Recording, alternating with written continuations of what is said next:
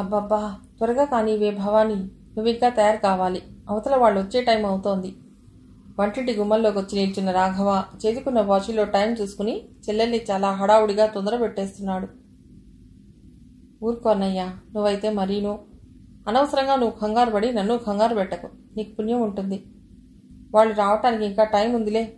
అయినా ఇక నా పని కూడా అయిపోయిందిగా అంటూ భవానీ అంతకు మునిపే తయారు చేసి పళ్ళెల్లో పోసిన మైసూర్ పాక్ని చాకుతో డైమండ్ ఆకారంలో ముక్కలు ముక్కలుగా కోయసాగింది.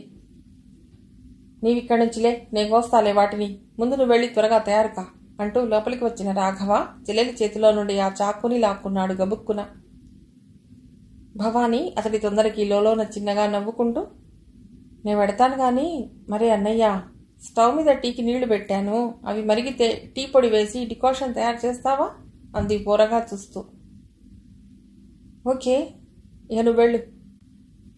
జడ విప్పుకుంటూ మెల్లిగా భవానీ అక్కడి నుంచి కదిలింది.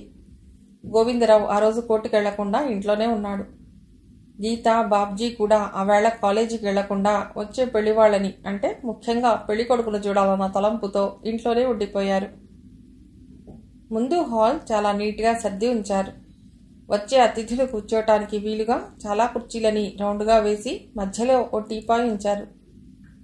కూరగాయలు, పళ్ళు, పూలు తీసుకురావటానికి సైకిల్పై బజారుకు వెళ్లిన సుందర్ కాసేపట్లోనే ఇంటికి తిరిగొచ్చాడు. భవానీ స్నానం చేసి వచ్చి ముస్తాబు కాసాగింది. మొహానికి పలుచగా పౌడర్ అద్దుకుంది. విశాల సోగ నయనాలకి అందంగా కాటుక దిద్దింది. కనుబొమ్మల మధ్య ఎర్రటి కుంకుమ బొట్టును గుండ్రంగా పెట్టుకుంది. నల్లగా ఒత్తుగా ఉన్న ఉంగరాల జుత్తును మధ్యకి పాపిట తీసి చక్కగా ఓ తీరుగా దువ్వుకుని కాస్త వదులుగా జడవేసుకుంది. ఆ అలంకరణ పూర్తి చేసుకుని ఓ మారు అద్దంలో పరిశీలనగా చూసుకుంది భవానీ. తన రూపం తనకే ఎంతో నిండుగా సంతృప్తికరంగా అనిపించింది. ఉదయం నిద్రలేచేటప్పటి నుండి చిత్ర విచిత్రమైన స్పందనతో కొట్టుకుంటున్నాయి భవానీ గుండెలు. మనసులో ఒక పక్క అనిర్వచనీయమైన ఆనందము, ఆరాటము, మరోపక్క ఏదో తెలియని కంగారు, భయం. ఆంటీ, ఇందా పూలు కట్టాను, పెట్టుకో అంటూ గీత మల్లెపూల పొడువాటి మాలని న్యూస్ పేపర్లో గుమ్మల్లో పెట్టింది. ఆ మాలని చేతిలోకి తీసుకుని, నీకు కాస్త ఇవ్వనా గీత అంది భవానీ. నాకేం వద్దా ఆంటీ, నువ్వే పెట్టేసుకో. కానీ ఇంకా చీర కట్టుకోలేదే, అవతల వాళ్ళు వచ్చే టైం అవుతోందిట, నాన్నగారు అంటున్నారు. అదే ఏం చీర కట్టుకోవాలని ఆలోచిస్తున్నాను. నువ్వే చెప్పు గీత, ఏ చీర కట్టుకోమంటావో? పూలదండని మడిచి తల్లో పెట్టుకుంటూ నవ్వుతూ అడిగింది భవానీ.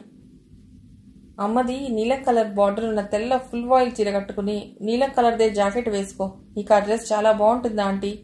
క్రితంసారి పిక్చర్కి వెళ్ళినప్పుడు చూశాను నేను ఆ డ్రెస్లో, ఎంత బాగున్నావో. అంచేత ఇవాళ కూడా ఆ చీరే కట్టుకో అని గీత చెప్తుంటే టాక్సీ ఆగిన శబ్దము, వచ్చేశారు, వాళ్ళు వచ్చేశారు అంటూ బాబ్జీ కంగారుగా లోపలికి పరిగెత్తుకురావటము ఒకేసారి జరిగాయి. ఇక త్వరగా చీర కట్టుకో ఆంటీ అంటూ గీత అక్కడి నుంచి పక్క గదిలోకి తుర్రుమంది. పెళ్లివారు వచ్చేశారని చెప్పగానే భవానీ కంగారు మరీ ఎక్కువైంది. గబగబా సూట్ కేసు తెరిచి ఆ చీర తీసుకుని కట్టుకుంటుంటే వాళ్ళు లోపలికి వచ్చారు కాబోలు. పలుకరింపులు, నవ్వులు గలగలమంటూ వినివస్తున్నాయి. వాళ్ళంతమందిలో శాస్త్రిగారి కంఠమే కంచులా మోగుతోంది. చీర కట్టుకోవడం పూర్తి చేసి కుచ్చిళ్లని ఓ మారు సర్దుకుని గబగబా వంటింటి వైపు వచ్చింది భవానీ. మైసూర్ పాక్ ముక్కల్ని, యాపిల్ పండు ముక్కల్ని వేరువేరు ప్లేట్స్లో సర్దుతూ రాఘవ వంటింట్లో చాలా హడావుడి పడిపోతున్నాడు. లోపలికి వచ్చి చెల్లెల్ని కళ్ళు నిలవేసి ఓ క్షణం పరీక్షగా చూసిన అతడి మనస్సంతా సంతృప్తితో నిండిపోయింది. స్టవ్ మీద నుండి డికాషన్ గిన్నె దించుతూ బాబ్జీ కూడా అక్కడే ఉన్నాడు. అంతట్లోనే సుందర్ వడివడిగా అడుగులేస్తూ లోపలికి వచ్చాడు. పెద్దన్నయ్య వాళ్ళకి ఇవ్వటానికి టిఫిన్ తెమ్మంటున్నారు, త్వరగా అన్నాడు. ప్లేట్స్ అన్నీ ఓ పెద్ద ట్రేలో పెట్టి తమ్ముడికి అందించింది. ఇహ పదరా అంటూ తల తిప్పి వెనక్కి చూస్తూ, ఒరే బాబ్జీ, నువ్వు చెంబుతో నీళ్లు గ్లాసులు పట్టుకురాబోయ్ అని అక్కడి నుంచి కదిలి చెల్లెలి దగ్గర ఓ క్షణం ఆగి, డికాషన్లో పాలు పంచదార కలిపి రెడీగా ఉంచు భవానీ. నేనొచ్చి పిలవగానే టీ కప్పులు తీసుకుని నువ్వే రావాలి చూడు, అవతలి వాళ్ళకి అందివ్వటానికి అన్నాడు ముందుగానే హెచ్చరిస్తున్నట్టుగా. ఆహా, నేను తీసురాను అంటూ తల అడ్డంగా ఊపింది సిగ్గుపడుతున్న భవానీ. అట్లాగంటే ఎట్లాగా, మరి ఖచ్చితంగా నువ్వే తేవాలి పెళ్లి కొడుకు ఇవ్వటానికి అనేసి నవ్వుతూ షర్ట్ కాలర్ సవరించుకుంటూ హాల్లోకి వెళ్ళాడు రాఘవ పెళ్లి వాళ్ల దగ్గరికి. చెంబుతో నీళ్లు తీసుకుంటున్న బాబ్జీ, ఆంటీ పెళ్లికొడుకు ఎలా ఉంటాడో చెప్పమంటావా? నల్లని వాడు, పద్మనయనంబుల వాడు అంటూ రాగయుక్తంగా సాగదీస్తుంటే మధ్యలోనే కాస్త చిరాకు పడింది భవానీ. ఒరే బాబ్జీ, నీ వడన చాలు గాని ఆ గ్లాసులు తీసుకుని ముందవతలికి నడు. అదేమిటాంటీ నా మీద అంత కోపం చేస్తున్నావు? పెళ్లికొడుకు గారి రూపురేఖల్ని వర్ణిస్తుంటే అంటూ చిన్నబోయిన మొహంతో అవతలికెళ్ళాడు. భవానీ అలమరాలో నుండి పాలగిన్నె తీసి 2 గ్లాసుల పాలు డికాషన్లో పోసి పంచదార వేసి కలిపింది. ఆ తర్వాత స్టాండ్కున్న కప్పులు తీసుకొచ్చి ట్రేలో ఉంచి అన్నిట్లో టీ పోయి సాగింది తాపీగా నిల్చుని. మరి కాసేపట్లోనే గోవిందరావు, రాఘవ ఇద్దరూ కలిసి గబగబా వంటింటి వైపు వచ్చారు. భవానీ, ఇక నీ ట్రే తీసుకుని అవతలికి రావాలమ్మా, వాళ్ళంతా నీకోసమే ఎదురు చూస్తూ ఉన్నారు అన్నాడు గోవిందరావు చెల్లెలి వంక నవ్వుతూ చూస్తూ. భవానీ సిగ్గుపడుతున్నట్లుగా తల కిందికి వంచుకుని మౌనంగా ఉండిపోయింది. అలా బొమ్మలా నిల్చుంటే ఎట్లా భవానీ? త్వరగా రావాలి, మరి మంచి ఘడియలు పోతాయి. అమ్మాయిని త్వరగా తీసురమ్మని చెప్తున్నారు శాస్త్రి గారు. నువ్వేం భయపడకు, వాళ్ళేమన్నా ప్రశ్నలు వేస్తే కంగారు పడుతూ తడుముకోకుండా సమాధానాలు చెప్పు. మేం కూడా అక్కడే ఉంటాంగా. ఇక పద భవానీ అంటూ రాఘవ చాలా తొందర చేయసాగాడు. ఇక అక్కడి నుంచి కదలక తప్పలేదు భవానీకి. ఆ ట్రేని చేతిలోకి తీసుకుని చిత్రమైన స్పందనతో కొట్టుకుంటున్న గుండెలతో మెల్లిగా అడుగులో అడుగు వేసుకుంటూ అన్నగార్ల వెంట హాల్లోకి నడిచింది. ట్రేని మధ్యలో టీపాయ్ మీద ఉంచి అందులో ఒక్కో కప్పు తీసి ధైర్యంగా తానే స్వయంగా అందరికీ అందించింది. చివరగా పెళ్లికొడుకు అందిస్తుంటే ఏదో తెలియని భయంతో ఆమె చేతులు కొద్దిగా వణికాయి. ఖాళీ ట్రే తీసుకుని ఆమె వెనుదిరిగిపోతుంటే, అయ్యో అదేమిటమ్మాయి, వంచినతలు ఎత్తకుండా అట్లా వెళ్ళిపోతావే, కళ్ళెత్తి ఓ మారు పెళ్లికొడుకుని చూడు శాస్త్రిగారు నవ్వుతూ అన్నారు. రాఘవ కళ్లతోనే చెల్లెలికి అప్పుడే వెళ్ళొద్దన్నట్టు సైగ చేసి, అక్కడ కుర్చీలో కూర్చో అన్నాడు ఆమెను ఉద్దేశించి. నిలుచునే ఉన్న అన్నగారిని ఓ క్షణం తటపటాయింపుగా చూసి మౌనంగా నిల్చుండిపోయింది అక్కడే. పర్వాలేదమ్మా కూర్చో అన్నాడు ఈ మారు గోవిందరావు కూడా. ఇక తప్పేట్లు లేదురా అనుకుంటూ వెళ్ళి ఆ ఖాళీ కుర్చీలో కూర్చుని మెల్లిగా తలని ఎత్తనట్లుగా ఊరకంట ఆ పెళ్లి వాళ్లని పరికించసాగింది. తెల్లటి పంచ, సిల్క్ లాల్చీ వేసుకున్న ఒక ఆయన కుర్చీలో నిండుగా కదలక మెదలక ఉత్సవ విగ్రహంలా కూర్చున్నాడు. ఆయన గారికి కుడివైపుగా ఓ లావుపాటి స్త్రీ జరీ పువ్వులున్న మబ్బురంగు పట్టుచీరలో నిండుగా కూర్చునింది. ఆవిడ మెడ నిండా రకరకాల బంగారు ఆభరణాలను దిగేసుకునుంది. చూడటానికి మొహం బాగానే ఉంది. తల్లి పక్కనే 12 ఏళ్ల ఓ అమ్మాయి కూర్చునింది. ఆ దంపతులనే పెళ్లికొడుకు తల్లిదండ్రులుగా ఊహించుకుంది భవానీ. ఇక అటువైపు ఎదురుగుండా ఉన్న కుర్చీలో కూర్చున్న ఫుల్ సూట్లో ఉన్న పెళ్లికొడుకు ఉక్కబోస్తున్నట్లుగా స్టైల్గా చేతిలోని కర్చీఫ్ని అటూ ఇటూ ఆడిస్తూ సంకోచం అనేది ఏమాత్రం లేకుండా భవానీని చాలా దీక్షగా పరికిస్తున్నాడు. నల్లటి శరీర రంగుతో పొట్టిగా లావుగా ఉన్న అతగాడిని చూస్తుంటే భవానీలో ఏ భావమూ కలగలేదు. చిన్న చిన్న కళ్ళు, వెడల్పాటి పొట్టి ముక్కు, సిగరెట్ తెగ కాలుస్తాడు కాబోలు నల్లగా అసహ్యంగా ఉన్న పెదవులు, వాటిని సగానికి పైగా కప్పేస్తూ పెంచుకున్న గుబురుపాటి మీసాలు. ఆ వేషంలో పెళ్లికొడుకు రూపం చూస్తుంటే భవానీలోని కంగారు, భయం మరీ ఎక్కువయ్యాయి. ఏం పేరమ్మాయి నీది? ఖాళీ కప్పు కింద పడుతూ ఆవిడ ఉన్నట్లుండి చాలా హఠాత్తుగా ప్రశ్నించింది. దుర్గా భవానీ అండి, సన్నని స్వరంతో చాలా సౌమ్యంగా జవాబిచ్చింది. ఎంతదాకా చదివావు? ఈ మారు ఎదురుగుండా ఉన్న కుర్చీలో నుండి వచ్చిందా ప్రశ్న. అంటే పెళ్లికొడుకు నుండి అన్నమాట. ఇంటర్ చదువుతూ మానేశాను, బుద్ధిగా ఇచ్చింది సమాధానం. మధ్యలో చదివేందుకు మానేసినట్టు అంటూ ఆవిడ సాగదీస్తున్నట్టుగా ప్రశ్నించింది. ఒళ్ళు మండింది మారు భవానీకి. మధ్యలో చదువు మానేస్తే ఈవిడికెందుకో ఇలా ఆరా తీస్తూ అడగటం. మనసులోనే కొంచెం విసుక్కుంటూ అంది. నాకే చదువుకోవటం అంటే ఇష్టం లేక మానేశానండి. అమ్మా, ఏమన్నా పాటలు పాడటం వచ్చో అడగవే అంటూ ఆ పిల్ల తల్లికి ఆ విషయం జ్ఞాపకం చేస్తూ అడగమన్నట్టు సూచించింది. ఆ మాటలు వినగానే భవానీ కళ్ళెత్తి చురుగ్గా చూసిందో క్షణం ఆ పిల్ల వంక. అవును, నేను అడగటం మర్చిపోయాను ఈ విషయం. సంగీతంలో నీకేమన్నా ప్రవేశం ఉందా? ఏమైనా సినిమా పాటలు వస్తే పాడు. ఆవిడ ఈ మారు కాస్త అధికారపూర్వకంగానే అంది. అబ్బే, నాకేం పాటలు రావండి. పోనీ కనీసం కుట్లు గిట్లు వంట వార్పు అన్నా వచ్చా? వాటిల్లోనూ అన్నీ రావండి, కొన్ని మాత్రమే వచ్చు. అంటే? ఆవిడ భ్రుకుడి ముడిపడింది ఈ మారు. కుట్లు వచ్చు గాని గిట్లు రావండి, మరేమో వంట వచ్చు గాని అంటూ ఇంకా ఏదో అనబోతున్నా ఆమె మాటలకు భవానీ అని గంభీరంగా పిలుస్తూ మధ్యలోనే అడ్డు తగిలాడు గోవిందరావు. తాను చేసిన తప్పేమిటో అన్నట్లు భవానీ బిత్తరపోయినట్లు చూడసాగింది అన్నగారి వంక. ఈ మారు రాఘవ కలుగజేసుకుని, చూడండి, వంట విషయంలో మీరేం అడగవలసిన పనిలేదు, ఎందుకంటే మా చెల్ల ఈ వంట బ్రహ్మాండంగా చేస్తుంది. ఇక కుట్లు అల్లికల విషయం అంటారా, ఈ ఇంట్లోని కట్టెల నిండా, టేబుల్ క్లాత్ల నిండా, దిండు గలీబుల మీద అన్నీ భవానీ కుట్లేనండి అంటూ నవ్వు మొహంతో ఎంతో ప్రశంసాపూర్వకంగా చెప్పాడు. ఎందుకో ఏమో ఈ మారు ఆవిడ మరిక ఏ ప్రశ్న వేయలేదు, కిమ్మనకుండా ఉండిపోయింది. ఇందాక పెళ్లి కూతురు కాస్త పెడసరంగా జవాబులు చెప్పబోయినందుకు ఆవిడకి లోలోన కొంచెం ఆగ్రహం లాంటిది వచ్చేసింది. ఓ మాట పలుకు లేకుండా కళ్ళప్పగించి చూస్తున్న పెళ్లికొడుకు తండ్రి వాలకం గమనిస్తుంటే భవానీకి లోలోన చిన్నగా నవ్వు రాసాగింది. పెళ్ళాం చేతిలో కీలుబొమ్మలా ఉన్నాడనుకుంది. భార్య అంతలా మాట్లాడుతుంటే కనీసం ఒక్కసారైనా నోరు విప్పడే అని అలా ఆశ్చర్యంగా తలపోస్తుంటే, అమ్మాయి భవానీ, నీవిక లోపలికి వెళ్ళు అన్నారు శాస్త్రి గారు. బతుకు జీవుడా అనుకుని భవానీ కుర్చీలోంచి లేచి గబగబా లోపలికి వెళ్ళసాగింది. ఏమయ్యా పెళ్లి కొడక, మరి అమ్మాయి నచ్చినట్లేనా అన్నారు శాస్త్రి గారు చిన్నగా నవ్వుతూ. ఎంతో ఆశగా అడుగుతుంటే వెళుతున్న భవానీ కాళ్ళకి బంధం పడినట్లుగా గబుక్కున లోపలికి వెళ్లే గుమ్మం దగ్గరే ఆగిపోయింది. నాకు నచ్చిందండి అన్న పెళ్లికొడుకు సంతృప్తితో కూడిన సమాధానం వినగానే భవానీ గుండెలు ఒక్కసారిగా అదిరినాయి. భగవంతుడా, ఈ ఎలుగుబంటికి నేను నచ్చానా అని అనుకుంటుంటే ఆమె మనస్సు బాధతో ఆక్రోశించింది. ఓ 2 రోజులాగి మళ్ళీ మీరు ఓ మారు మా ఊరికి రండి, ఆలోచించుకుని ఏ విషయమో అప్పుడు చెప్తాం గంభీర స్వరంతో అంటూ ఆవిడ కుర్చీలో నుండి విసురుగా లేచింది. భార్యామణి లేవగానే ఆయన కూడా లేచి ఆవిడని అనుసరించాడు. మంచిదిక మీ ఇష్టం అన్నారు శాస్త్రి గారు వాళ్ల వెంబడే నడుస్తూ. వాళ్ళని సాగనంపుతూ మర్యాద సూచకంగా గోవిందరావు, రాఘవరావు కూడా వాకిట్లోకి వెళ్లారు. ఆ రోజు ఎండ అంత తీక్షణంగా లేదు. ఆకాశము కాస్త మబ్బు పట్టినట్లుగా ఉండటం వలన వాతావరణం మనసుకి హాయిగొల్పేలా చల్లగానూ ప్రశాంతంగానూ ఉంది. ఆ వీధి చివరలో పచ్చని పూల తీగలతో అల్లుకున్న చెట్లు, చుట్టూ లతలు, గేటు మీదుగా బోహిన్ విల్లా కట్టింగ్స్, ఇంకా రకరకాల పూల చెట్ల మధ్యనున్న ఆ నీలి కలర్ చిన్న డాబా ఇల్లు చూడముచ్చటగా ఉంది.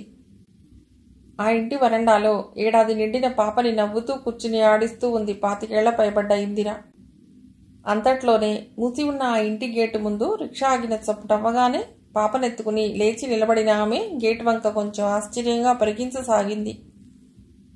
మూసి ఉన్న ఆ గేట్ తలుపుల్ని బార్లాగా తెరుచుకుని భుజానికి బ్యాగ్ తగిలించుకుని లోపలికి వస్తున్న రాఘవను చూసి క్షణకాలం పాటు చాలా ఆశ్చర్యపోయింది మారు ఇందిర. హలో, ఏం వదినా, బావున్నావా? రాఘవ నవ్వుతూ చకచకా వరండా మెట్లకి లోపలికి ప్రవేశించాడు. ఇందిర చంకలోని పాప అతన్ని వెంటనే గుర్తించినట్టుగా హుషారుగా కేరింతలు కొడుతూ బా బా బా అనసాగింది వచ్చిరాని భాషలో. అయ్యా మరిది గారు, చూసావా దీని వాలకం? క్షణంలో నేనెట్లా గుర్తుపట్టగలిగిందో. ఎవరొచ్చారే? మీ బాబా వచ్చాడా? బాబా కాదే, బాబాయి అనాలి, తెలిసిందా? వెళ్ళమ్మా వెళ్ళు మీ బాబాయి దగ్గరికి నవ్వుతూ అంటూ పాపని కిందికి దించింది ఇందిర. బ్యాగ్ తీసి వాళ్ళ వదిన చేతికి అందిస్తూ, నిజంగా నీ కూతురు చాలా తెలివైందమ్మా వదిన, చూడు మరి అరక్షణంలో నన్ను ఎట్లా గుర్తుపట్టగలిగిందో అని నవ్వుతూ ప్రేమగా పాపనెత్తుకుని ఎర్రని బుగ్గలపై ముద్దుల వర్షం కురిపిస్తూ అమాంతం ఒక్కసారిగా పైకెగరేసి పట్టుకున్నాడు. పాప కిలకిలమంటూ నవ్వేసింది. పాప నవ్వులో శృతి కలిపి తనూ నవ్వాడు హాయిగా. పసిపాపలంటే రాఘవకెంతో మక్కువ. అందున తన రెండో అన్నయ్య కూతురైన ఈ పాపంటే అతడికి మరీ ఇష్టం. ఆ ఇంటికి అతడు ఎప్పుడు వచ్చినా సరే ఆ పాపని విడిచి ఓ క్షణం కూడా ఉండలేనట్టుగా ప్రవర్తిస్తాడు. తానున్నంతసేపు పాపని ఆడిస్తూ నవ్విస్తూ తాను నవ్వేస్తూ ఎంతో హుషారుగా గడిపేస్తాడు. ఏమిటి విశేషాలు రాఘవ? అసలు నీవెక్కడి నుంచి ఇక్కడికి వచ్చావు? పల్లె నుంచా లేక హైదరాబాద్ నుండా? అక్కడంతా క్షేమమేనా? ప్రభావతి బాగుందా? మరిది వెనకాలే లోనికి నడుస్తూ ఒక్కసారిగా ప్రశ్నల వర్షం కురిపించి వేసింది ఇందిర బహు ఉత్సాహంగా. వదినా, కాస్త ఆగమ్మా, విశేషాలైతే చాలానే ఉన్నాయి. ఆ సంగతులన్నీను తర్వాతే చెప్తాను. ముందే ఆ బ్యాగ్ తెరిచి వెంటనే బిస్కెట్ ప్యాకెట్ ఉంది, అది తీసి ఇలా ఇవ్వు అంటూ కాళ్లకున్న జోళ్లను గోడవారగా విడిచాడు. ఇందిర మనకి ఏం మాట్లాడకుండా గబగబా బ్యాగ్ తెరిచి ఆ బిస్కెట్ ప్యాకెట్ తీసి మరిదికి అందించింది. ప్యాకెట్ విప్పి 2 బిస్కెట్స్ తీసి పాప చేతికి అందించాడు రాఘవ. ఇక కాసేపు దాన్ని అక్కడ దించి, నువ్వు వెళ్ళి మొహం కడుక్కునిరా రాఘవ, నేను వెళ్ళి ఈలోగా త్వరగా కాఫీ చేసి పట్టుకొస్తాను అంటూ ఇందిర తన చేతిలోని బ్యాగ్ని కుర్చీ మీద పెట్టేసి గబగబా వంటింటి వైపు వెళ్ళింది. ఓ 10 నిమిషాలు గడిచాయి. మొహం గడుక్కుని బాత్రూంలో నుండి యువతలికి వచ్చిన రాఘవ బ్యాగ్ తెరిచి అందులో నుండి టవల్ తీసి తుడుచుకుని అద్దం ముందు నిల్చుని తలదువ్వుకోసాగాడు. అంతలోనే ఇందిర వంటింట్లో నుండి కాఫీ కప్పుతో వచ్చింది. వదిన చేతుల్లోంచి ఆ కప్పు అందుకుని తాపీగా కుర్చీలో కూర్చుని అక్కడే ఆడుకుంటున్న పాప వంక రెప్ప వాల్సకలు చూస్తూ కొంచెం కొంచెంగా కాఫీ సిప్ చేయసాగాడతడు. అప్పుడే కాలేజీ నుండి వస్తున్న సత్యవతి ముందు గదిలోనే ఎదురుగుండా ఉన్న కుర్చీలో కాఫీ తాగుతూ కూర్చున్న రాఘవని చూసి, హలో అన్నయ్య, కులాసా అంది పలుకరింపుగా నవ్వుతూ.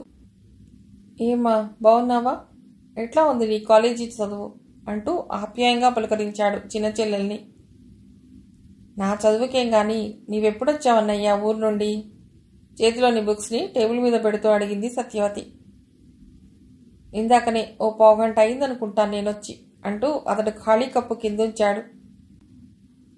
నీకు కాఫీ ఫ్లాస్క్లో పోసి ఉంచాను, వెళ్ళి తాగు సత్య అంది ఇందిర. తర్వాత తాగుతాను గాని అన్నయ్య ఎక్కడి నుంచి వచ్చాట వదినా? హైదరాబాద్ నుంచేనా? ఇది మరీ బాగుంది. చెట్టంత అన్నయ్య ఎదురుగుండా ఉండగానే నన్ను అడుగుతావేంటి ప్రశ్న? మీ అన్నయ్యనే అడుగు. నేను ఇందాక రాగానే అడిగి ఆ కుశల ప్రశ్నలన్నీ వేశాను గాని అతడేం చెప్పలేదు మరి అని ఇందిర అంటుండగానే పక్కింటి వాళ్ల 10 ఏళ్ల ఓ అమ్మాయి చొరవగా ప్రవేశించింది ఇంట్లోకి. ఆంటీ, నేను పాపను తీసుకెడతాను ఆడుకోవటానికి అని ఆమెను అడుగుతూ సరాసరి పాప దగ్గరికి వెళ్ళి ఎత్తుకుని బయటికి వెళ్ళిపోయింది. జాగ్రత్త రమా, వరండా మెట్ల దగ్గర కూర్చోబోకు, మెట్లు దిగడానికి పోయి కింద పడుతుంది వెనకాల నుండి ఇందిర హెచ్చరిస్తున్నట్లుగా అందా పిల్లని ఉద్దేశించి. చెప్పే విషయాలు చాలా ఉన్నాయనన్నావు కదయ్యా మరిది. ఇక చెప్పు, ఒక్కొక్క సంగతి తాపీగా వింటాను అని నవ్వుతూ అడుగుతున్న ఇందిర ఈ మారు అతడి కుర్చీకి కాస్త దూరంలో గోడవారగా కూర్చుంది. ఆ విశేషాలు ఏమిటో చెప్తే వినాలన్నట్లుగా కుతూహలం కనబరుస్తూ సత్యవతి కూడా అక్కడే ఆసక్తిగా నిల్చుంది. అయినా అప్పటికీ రాఘవ ఏం మాట్లాడకుండా చిరునవ్వు మొహంతో చూడసాగాడు వాళ్ళిద్దరినీను. అసలు నీవు ఈరోజు ఏ ఊరు నుండి వచ్చావయ్యా ఇక్కడికి? ఎన్ని మార్లు అడిగినా చెప్పవే. నీ వాలకం చూస్తుంటేనేమో హైదరాబాద్ నుండి వచ్చినట్లుగా లేదు మరి. నీ ఊహ కరెక్టే వదినా. నేను ఇవాళ ఇక్కడికి హైదరాబాద్ నుండి రాలా, నిన్న ఖమ్మం వెళ్ళాను, అక్కడి నుంచే వచ్చాను ఇక్కడికి. ఏమిటి, ఖమ్మం నుండి వచ్చావా? అక్కడికి ఎందుకు వెళ్ళావు? ఇందిర మొహంలోనూ ఆ ప్రశ్నల్లోనూ బోలెడంత ఆశ్చర్యం తొంగి చూడసాగింది. ఖమ్మం ఎందుకు వెళ్ళావన్నయ్యా? అక్కడ మనకు కావలసిన బంధువులు గాని తెలిసిన వారు గాని ఎవరూ లేరుగా. సత్యవతి కూడా ఆ విషయానికి విస్తుపోతున్నట్లుగా ప్రశ్నించింది. బంధుత్వం కలుపుకుందామన్న ఉద్దేశంతోనే బయలుదేరి వెళ్ళాను అక్కడికి అన్నాడు ఈ మారు రాఘవ చిన్నగా నవ్వుతూ. ఏంటోనయ్యా బాబు, ఈ మాటలేవి నాకు బొత్తిగా బోధపడటం లేదు. ఏ విషయాన్నైనా తిన్నగా సూటిగా చెప్పే అలవాటు నీకు లేదుగా. ఇందిర మర్ది పట్ల కాస్త చీకాగ్గానే అడిగింది. చెప్తూనే ఉన్నానుగా వదినా, అట్లా కోపడతావేమిటి? భవానీ పెళ్లి సంబంధం కోసం వెళ్ళాను అక్కడికి. ఇహ ఇప్పుడైనా తెలిసిందా? తెలిసింది గాని మళ్ళీ ఈ సంబంధం ఎందుకు?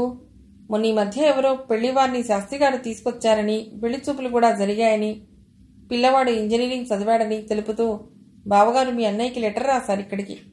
మరి ఆ సంబంధం విషయం ఏమైంది? ఆ సంబంధం కుదరలేదు వదినా.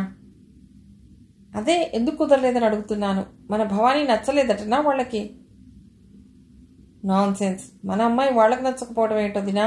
ఆ అబ్బాయి మాకు నచ్చలేదు కళ్ళెగరేస్తూ సగర్భంగా చెప్పాడు రాఘవ. ఇన్నాళ్ళు పెళ్లి చూపుల్లో అమ్మాయి అబ్బాయికి నచ్చలేదన్న వార్తలనే వినేవాళ్లం గాని ఇప్పుడలా కాదు. అమ్మాయికి అబ్బాయి నచ్చలేదన్న వార్తను వినవలసిన రోజులొచ్చాయి. కాలం అంతగా మారిపోతుంది మరి. ఒక్క కాలమే కాదు వదినా, కాలంతో పాటు మనుషులు కూడా మారిపోతున్నారు. అయితే మొత్తానికి మన భవానీ ఆ పెళ్లి కొడుకును ఇష్టపడలేదన్నమాట. భవానీ అతన్ని ఇష్టపడింది, పడలేదన్న ప్రసక్తే లేదదినా ఇందులో. ఎందుకంటే చెల్లాయి మాతో అతడు తనకు నచ్చలేదని ఏం చెప్పలేదు. పెళ్లి చూపులు జరిగాక వాళ్ళు వెళ్ళిపోయాక పెళ్లి కొడుకు ఎలా ఉన్నాడే భవానీ, నీకు నచ్చాడా అంటూ నేను అన్నయ్య అడిగా. మీ అందరికీ నచ్చితే నాకు నచ్చినట్లే అన్నయ్యా అంటూ చెల్లాయి తెలివిగా సమాధానం చెప్పి తప్పించుకుంది. నిజానికైతే నాకు పెద్దన్నయ్యకి కూడా ఆ పెళ్లి కొడుకు ఏమాత్రం నచ్చలేదు వదినా. అతగాడు ఏం బాలేడా అన్నయ్యా? బాగోలేకేం, బాగానే ఉన్నాడు. నల్లగా పాత చింతకాయ లాంటి శరీర ఛాయతో. చూసావా వదినా అన్నయ్య మాటలు? ఓ పక్క బాగానే ఉన్నాడంటూనే పాత చింతపండులా నల్లగా అంటూ మళ్ళీ ఎలా వెక్కిరిస్తున్నాడో చూడు అంది నవ్వుతున్న సత్యవతి వాళ్ళ వదినతో. ఇతను ఒక్కడే కాదు, మీ అన్నయ్యలందరూ ఇంతేనమ్మా సత్య. నోటితో మాట్లాడుతూనే నొసటతో వెక్కిరించే రకం. ఇతరులకి మారు పేర్లు పెట్టడంలోనూ వెక్కిరించడంలోనూ మీ అన్నయ్యలందరిది ఎప్పుడూ పై చెయ్యే. తామే మహా అందంగా ఉంటామని అదో రకమైన గర్వం. కాస్త ఎత్తిపొడుపుగా అంది మారు ఇందిర మరిది వంక అదోలా చూస్తూ. మా అందచందాలను చూసుకుని మేమెప్పుడు మురిసిపోలేదు, గర్వపడలేదు గాని నువ్వేమో మా పట్ల మరీ అంత దారుణంగా అన్యాయంగా మాట్లాడుతున్నావేమిటదినా? ఫలానా రంగనాయకమ్మ గారి పిల్లలంటే చాలా బుద్ధిమంతులని మన బంధువుల్లో మాకెంత పేరుందో తెలుసా? అలాంటి మేము ఎవరిని వెక్కిరించాం, ఎప్పుడు వెక్కిరించాం? కాస్త చెబుదు అంటూ నవ్వుతూ దబాయింపుగా అడిగాడు రాఘవ వదినను. దారుణం కాదు, అన్యాయం అంతకంటే కాదు, ఉన్నమాటే అంటున్నాను. నీకు జ్ఞాపకం ఉందో లేదో గాని నాకైతే ఇంకా ఇప్పటికీ బాగా గుర్తు. నా పెళ్ళప్పుడు నీవు మా మేనత్త కూతురు సుందరి చాలా లావుగా ఉందని రోడ్డు రోలర్ అని, పిప్పళ్ళ బస్తా అని, డబుల్ రొట్టె అని ఇలా ఎన్నెన్ని రకాల మారుపేర్లు పెట్టి పిలుస్తూ అల్లరి పెడుతూ దాన్ని ఏడ్పించలేదు. పెళ్లిలో అది నిన్ను చూస్తేనే జడుచుకునేది. అది పెళ్లి పందిట్లోకి రాగానే నీవలా నీ ఫ్రెండ్స్తో కలిసి ఒక్కటే వికవికలు పక్కపక్కలును. ఏదో మగపెళ్లివారు, అందున పెళ్లి కొడుక్కి స్వయానా తమ్ముడు. పోనీలే అని సరిపెట్టుకు కూర్చున్నాడు ఆనాడు మా మావయ్య. నిజమే వదినా, నీ పెళ్లిలో పాపం ఆ అమ్మాయిని చాలా ఏడ్పించాడు ఈ అన్నయ్య. ఆ విషయం ఇప్పటికీ నాకు కూడా బాగానే గుర్తుంది అంది సత్యవతి చిన్నగా నవ్వుతూ. ఆ మాటలు విన్న రాఘవ అదోలా నవ్వాడు. నేనప్పుడు అంటే నీ పెళ్ళప్పుడు కాలేజీలో చదువుతుంటిని కదా, ఏదో కుర్రకారు చేష్టలు అనుకో వదినా. అవి కనిపించిన ఆడపిల్లలందరినీ ఏడిపిస్తూ ఏవేవో ఆకతాయి వేషాలు వేసేవాళ్ళం అప్పట్లో. ఆనాటి సరదాలు సంతోషాలు ఆ సంగతులే వేర్లే వదినా. కాలేజీ వాతావరణమే అలాంటిది. నిజంగా ప్రతి మనిషి తన స్టూడెంట్ లైఫ్ని ఎప్పుడూ మర్చిపోలేడనుకుంటాను. అవును, ఇంతకీ ఆ పిప్పళ్ళ బస్తాకి కాదు ఐఎమ్ సారీ వదినా, ఆ సుందరికి పెళ్ళయిందా? పెళ్లి కాక ఇంకా అలాగే ఉందనుకున్నావా? నా పెళ్ళైన ఏడాదికే దాని పెళ్ళయింది. ఆమెను చేసుకున్న ఆ మహానుభావుడు ఎవరో గాని పాపం ఆ లావుపాటి శరీరాన్ని ఎలా భరిస్తున్నాడో. అదనన్నా ఆ మాటల తీరికి ఇందిరా సత్యవతి ఇద్దరూ పక్కుమని నవ్వారు. సుందరి అప్పట్లాగే ఇంకా లావుగా ఉందనుకున్నావేమిటి రాఘవ? పెళ్ళయి ఓ పిల్లాడు పుట్టగానే దాని లావు సగం తగ్గింది. ఇప్పుడైతే మరీ సన్నబడింది. నీవైతే ఇప్పట్లో చూస్తే పోల్చుకోలేవు దాన్ని. ఆహా, అలాగా వదినా. అయితే ఆ అమ్మాయిని ఓ మారు చూడాలి. అలాగే చూద్దు గాని మమ్మల్ని అట్టే విసిగించక మిగతా విషయాలు ఇకనైనా చెప్పవయ్యా బాబు. ఏది, నన్ను చెప్పనిస్తేగా వదినా నీవు? మీ సుందరి పురాణం మొదలెట్టి మధ్యలోనే అడ్డు తగిలేవాయే. ఇంకేం అడ్డు తగలరు గాని చెప్పన్నయ్యా. ఆ పెళ్లి కొడుకేమో అమ్మాయి నచ్చిందని అక్కడే చెప్పాడు. అతగాడి తల్లేమో 2 రోజులు ఆగి వస్తే ఏ సంగతి ఆలోచించి చెప్తామంది. రూపురేఖలు ఎలా ఉంటేనేం, అబ్బాయి చదువుకున్నవాడు, ఆ తల్లిదండ్రులకు ఒక్కడే కొడుకు, మంచి స్థితిపరుల కుటుంబమే కాబట్టి ఇస్తే బాగానే ఉంటుందన్న ఉద్దేశంతో శాస్త్రి గారిని వారితో అన్ని విషయాలు మాట్లాడి 12,000 నగదు కట్నం కాక మిగతా లాంఛనాలన్నీ ఇస్తామని చెప్పి వాళ్ళు ఒప్పుకుంటే వెంటనే ముహూర్తం కూడా పెట్టుకుని మరీ రమ్మని చెప్పి పంపాము. కానీ తీరా శాస్త్రి గారు అక్కడికి వెళ్లేసరికి ఆ పెళ్లి వాళ్ళు ప్లేట్ ఫిరాయించారట. వాళ్ల ధోరణే పూర్తిగా మారిపోయిందిట. మన భవానీని చూసి వెళ్లిన మర్రోజే నాగార్జున సాగర్ నుండి ఎవరో ఓ ఇంజనీర్ తన కూతుర్నిచ్చి 20,000 కట్నంగా ఇస్తానని పెళ్ళికొడుక్కి ఉద్యోగం కూడా తానే ఇప్పిస్తానని చెప్పగానే వెళ్ళి ఆ అమ్మాయిని చూసొచ్చి ఆ వెంటనే ఆ సంబంధాన్ని సెటిల్ చేసుకున్నారట. ఈ విషయమంతా శాస్త్రి గారితో చెప్పి, మీరు చూపించిన ఆ అమ్మాయి మా వాడికి అస్సలు నచ్చనే లేదుట. ఆనాడు మీరు నచ్చిందా అని సూటిగా అడిగినందుకు మీ మనస్సుని నొప్పించలేక నచ్చిందని ఏదో మా అబ్బాయి చటుక్కున అనేసాట. అలా అంటూ ఆ పెళ్ళికొడుకు తల్లి ఇంకా ఏమిటేమిటో చాలా మాట్లాడిందిట. శాస్త్రి గారు నెమ్మదస్తులు కాబట్టి వాళ్ళు అన్న మాటలన్నీ కిమ్మనకుండా భరించి మౌనంగా వచ్చేశారు. అదే నేను వెళ్ళుంటే వాళ్లకు పట్టిన దుమ్ము దులిపి మొహం వాచేలా చివాట్లు పెట్టి వచ్చేవాణ్ణి. ఏది ఏమైనా ఈ రోజుల్లో మగపిల్లలున్న తల్లిదండ్రులు మరీ బరితెగించి ప్రవర్తిస్తున్నారు వదినా. ఎందుకంటే ఎదుటి వాళ్లకు పోటీగా, అంటే వాళ్ళిచ్చే కట్నం కన్నా ఇంకా మరో 2-3 వేలు ఎక్కువ ఇస్తామని ఎవరన్నా వెడితే సరి, నిశ్చయించుకున్న ఆ సంబంధాన్ని కూడా శుభ్రంగా కాలదని అటువైపుగా మరలుతున్నారు నేటి మగపెళ్లి వారు, కట్నంగా వచ్చే డబ్బు మీద ఆశతో. అప్పుడిక ఆ అమ్మాయి అందచందాలతో గాని గుణగణాలతో గాని అవసరం ఉండదు. వాళ్ళకి కుంటిదైనా కురిపోయినా ఆ క్షణంలో వాళ్లకు రంభలాగానే అనిపిస్తుంది. ఏటో గాని ఈ విషయం ఒక్కోసారి ఆలోచిస్తుంటే నాకు చాలా బాధాకరంగా ఉంటుంది వదినా. వేలకు వేలు కట్నాలు గుమ్మరించి ఆడపిల్లలకి మొగుళ్ళని కొనుక్కుంటున్నామనే ఈ పద్ధతి ఎంత దురాచారమైందో తెలుసా? నువ్వు ఏమైనా చెప్పవయ్యా, కానీ ఉండేదంతా డబ్బులోనే ఉంది. అది మనుషుల మనస్సుల్ని ఎట్లా కలుపుతుందో అట్లాగే విరోధుల్ని కల్పించి విడగొట్టే శక్తి కూడా దానికుంది. ఈ పెళ్లిళ్ల వ్యవహారాలన్నీ డబ్బుతో కూడుకున్నవే కదా. అందుకనే నీవన్నట్లుగానే ఎవరు కట్నం ఎక్కువ ఇస్తామంటే అటే పరిగెడుతున్నారు నేటి అబ్బాయిల తల్లిదండ్రులు. అది సరే గాని మరి ఖమ్మం సంబంధం గురించి ఎవరు చెప్పారు? ఈ సంబంధం గురించి కూడా శాస్త్రి గారే చెప్పారు దినా. తననే వెళ్ళి ఆ అబ్బాయితో మాట్లాడి రమ్మన్నారు. తనకి ఒంట్లో బాగోలేదని అంత దూరం ప్రయాణం చేయలేదని చెప్తూ నన్నే వెళ్ళి రమ్మన్నారు. ఆడపిల్లలం గలవారిమి కాబట్టి ఇక తప్పుతుందా మరి? నేనే బయలుదేరి వెళ్ళాను అక్కడికి. అతగాడితో అన్ని విషయాలు మాట్లాడి పెళ్లి చూపులకు కూడా రావటానికి ఏర్పాట్లు చేసొచ్చాను. అతగాడితోనే మాట్లాడానంటున్నావే, ఆ పెళ్లికొడుకి తల్లిదండ్రులు లేరా రాఘవ? ఆశ్చర్యంగా అడిగింది ఇందిర. ఎవరూ లేరిట వదినా. అతడు పుట్టగానే పోయారట అమ్మా నాన్నలు. వాళ్ళ అమ్మమ్మే పసితనం నుండి పెంచి పెద్ద చేసి విద్యాబుద్ధులు చెప్పించిందిట. త్వరలో మనవడి పెళ్లి చేయాలి, ఆ వేడుక చూడాలని చాలా తహతహలాడిపోయేదిట.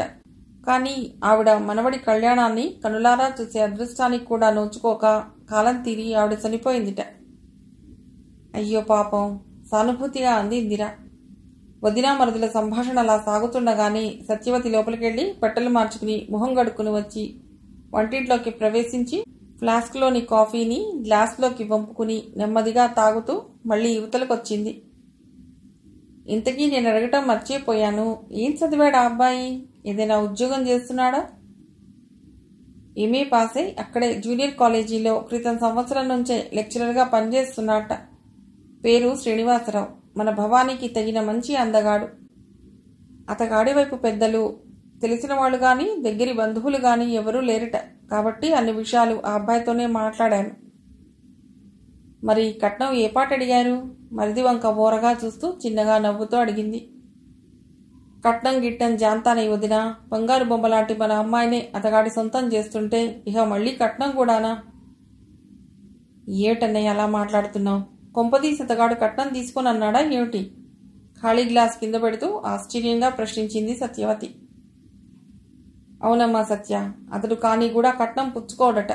తనకు ఆ అమ్మాయి నచ్చితే త్వరలోనే, అంటే ముహూర్తాలు ఉంటే ఈ నెలలోనే చేసుకుంటాడట పెళ్లి. చూడబోతే అతగాడికి ఆదర్శాలు ఆశయాలు చాలానే ఉన్నాయి. అయితే చాలా మంచిదే. తన జీవిత ఆదర్శంతో కట్నం తీసుకోకుండా వివాహానికి సమ్మతించాడంటే అది ఎంతైనా గొప్ప విషయమేనని నాకు అనిపిస్తోంది. అందరూ అతగాడి లాంటి ఆదర్శ యువకులే అయితే కట్న కానుకలవి ఇచ్చుకోలేని దుస్థితిలో తమ కన్నబిడ్డల్ని ఓ ఇంటి వాళ్లను చేయలేక భయంకరమైన తీరని ఆవేదనతో అల్లాడే ఆడపిల్లలు గల తల్లిదండ్రులకి ఈనాడి వివాహ సమస్యే లేకపోవును. వదినా, నీ పెళ్లి మాటలు ఇక కాస్త ఆపు. నేను అన్నయ్య నువ్వు ప్రశ్న అడగాలి. సత్యవతి ఉన్నట్టుండి హఠాత్తుగా అందలా. ఏమిటే సత్య ఆ ప్రశ్న? త్వరగా అడుగు చెప్తాను. రాఘవ చెల్లెలి వంక నవ్వుతూ చూసి కుర్చీలో కొంచెం సర్దు కూర్చున్నాడు ఈ మారు. సత్యవతి అడగబోయే ఆ ప్రశ్న ఏమిటో అన్నట్టుగా ఇందిర కూడా ఆసక్తిగా చెవులు రిక్కరించింది. అమ్మ అక్కయ్య దగ్గరికి ఊరెళ్ళిందిటిగా, మళ్ళీ హైదరాబాద్ వచ్చిందా? ఆ ప్రశ్న వింటూనే రాఘవ, ఇందిర పక్కుమని నవ్వారు. ఏమిటో అనుకున్నాను గాని ఇదేనా నీ ప్రశ్న? అమ్మ మొన్ననే వచ్చింది హైదరాబాద్కు. పెద్దదిన మాత్రం ఇప్పుడు అక్కడ లేదు. వాళ్ళ నాన్నగారికి బాగోలేదని టెలిగ్రామ్ వస్తే చూసి రావటానికి ఊరెళ్ళిందిట. ఆమెను తీసుకురావటానికి బాబ్జీని పంపిస్తానని అన్నాడన్నయ్య అని రిస్ట్ వాచ్ కేసి టైం చూసుకుని, అప్పా ఆరైనా ఆఫీస్ నుండి ఇంకా అన్నయ్య ఇంటికి రాడేమిటి వదినా అడిగాడు ఇందిరను ఉద్దేశించి. ఆఫీస్కి వెడితే కదా అన్నయ్య 6ంటికి ఇంటికి రావటానికి అంది సత్యవతి నవ్వుతూ. రాఘవ ఈమారు చెల్లెలి వంక వింతగా ఆశ్చర్యంగా చూస్తూ, ఏమిటి అన్నాడు కళ్ళెగరేస్తూ. మీ అన్నయ్య నిన్ననే క్యాంప్కు వెళ్లారయ్యా రాఘవ, 2-3 రోజులైతే గాని తిరిగి రారు అంటూ అసలు విషయం చెప్పింది ఆమె మరిదికి. మరి ఇందాక నుంచి ఈ విషయం చెప్పవే వదినా, కొంచెం విసుగ్గా అసహనంగా అన్నాడతడు. అయ్యో ఇది మరీ బాగుంది. మీ అన్నయ్యని గురించి నువ్వు అడిగింది ఎప్పుడు, నేను చెప్పంది ఎప్పుడు అంటూ సాగదీసింది ఇందిర నవ్వుతూనే. అయితే నేను ఇక రేపు ఉదయం వెళ్ళిపోతాను వదినా. అప్పుడైనా వెళ్ళటం? 2-3 రోజులుండి మీ అన్నయ్య క్యాంపు నుండి వచ్చాక కలిసి మాట్లాడి వెళ్ళు. అబ్బే, అన్నయ్య క్యాంపు నుండి తిరిగొచ్చే వరకు ఇక్కడ ఉండటానికి వీలు పడదు వదినా. నా కవతల బోలెడని అర్జెంటు పనులాయే, ఎట్లా కుదురుతుంది ఇక్కడ ఉండటానికి? అన్నయ్య క్యాంపు నుండి వచ్చాక ఓ 2-3 రోజులు సెలవు తీసుకుని హైదరాబాద్కు పల్లెకు నేను రమ్మన్నానని చెప్పు వదినా అని కుర్చీలోంచి లేచి గుమ్మంలోకి ఎదురెళ్లి పక్కింటి అమ్మాయి ఎత్తుకొస్తున్న పాపని రామ్మా రా అంటూ నవ్వుతూ చేతులు జాపి దగ్గరకు తీసుకుని ఎత్తుకుని ముద్దాడసాగాడు. మిగిలిన కథ తర్వాతి భాగంలో.